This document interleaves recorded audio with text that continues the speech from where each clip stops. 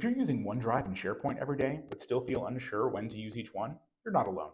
Here's the simplest way to think about it. OneDrive is for me, while SharePoint is for we. Use OneDrive as your personal workspace. Draft documents there, take notes, work on files that aren't ready to be shared yet. It's your secure cloud storage, and it even backs up your desktop, documents, and pictures automatically. But the moment a file becomes a team effort, it belongs in SharePoint. SharePoint is your team's central hub. It's where shared documents live, where version history protects you from accidental changes, and where everyone works from the same single source of truth. And here's a big tip: stop emailing attachments.